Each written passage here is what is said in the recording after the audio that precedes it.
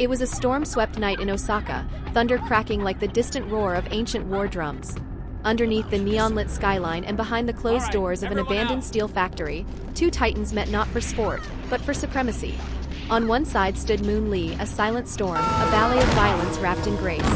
On the other, General Fujita, iron-willed, cold-blooded, a walking fortress forged in battlefield fire.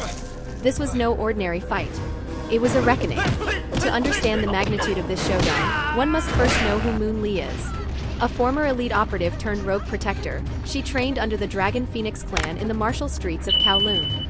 Her style, an evolved blend of wushu, jeet kune do, and Filipino knife fighting, was less about brute force and more about momentum, speed, and anticipation.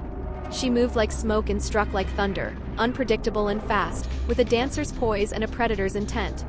Her strength wasn't just in her physical prowess. It was her mind. Moon had the rare ability to read opponents like open books.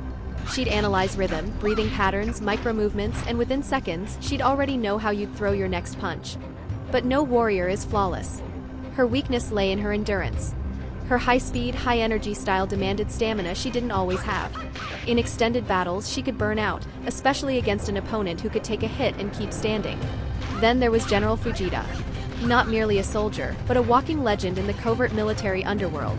Raised in the frozen north of Hokkaido and sharpened in the fires of secret wars, Fujita embodied brute force. He was the type who'd take a blade to the ribs just to land a bone-shattering blow in return. Every inch of him was weaponized, an expert in jiu-jitsu, military Krav Maga, and kendo. His arms were like granite. His eyes emotionless. He didn't flinch, didn't panic. He absorbed punishment like a machine and delivered pain with surgical cruelty. His strength, durability, and raw power. One punch could end a lesser fighter. His technique was grounded, efficient, and lethal. And mentally, he was unshakable. Once he committed to an objective, there was no stopping him. But his weakness? Predictability.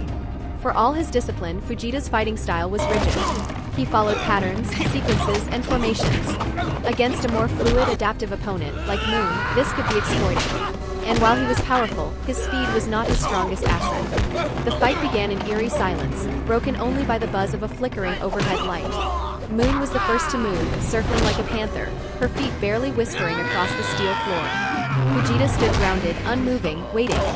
Then, with a blink, Moon closed the distance, a blur of kicks and spinning elbows. Fujita blocked, absorbed, countered with a brutal hook that would have dropped anyone else. Moon ducked, pivoted, slashed a hidden blade across his forearm. Blood met air. Round after round, they exchanged philosophies through fists. Moon danced, dashing in and out with surgical strikes to nerve points, tendons, and joints. Fujita absorbed her attacks, crashing forward like a tank, throwing her across the room more than once. At one point, he pinned her against a support beam, metal creaking behind her spine. But she slipped out, flipped over his shoulder, and sent a flying knee into his chin that cracked teeth. Still, he rose. The factory became a war zone. Chains whipped, crates shattered, and sparks flew as the two warriors pushed each other to the brink. Moon's breathing grew ragged. Her dodges became fractions slower. Fujita, bleeding but still relentless, began to corner her. Every strike he threw was like a hammer smashing down on stone. But then, in a moment of overconfidence, Fujita launched into a shoulder charge. Moon saw it coming a second early. That was all she needed. She rolled beneath it, slicing behind his knee with a hidden dagger, and struck a paralyzing blow to his solar plexus. He faltered. For the first time, he looked stunned. Moon didn't hesitate. With every last ounce of speed and precision, she unleashed her final flurry, a barrage of kicks and palm strikes that hit faster than the eye could track. A spinning back heel connected flush with his temple. The general dropped like a felled tree. As the echo of his fall faded, Moon stood over him, chest heaving, body trembling from exhaustion. She didn't celebrate. She didn't smile. She simply turned and disappeared into the night, like a shadow returning to the mist. Fujita, broken but alive, would later say in an underground interview, "I fought beasts and demons.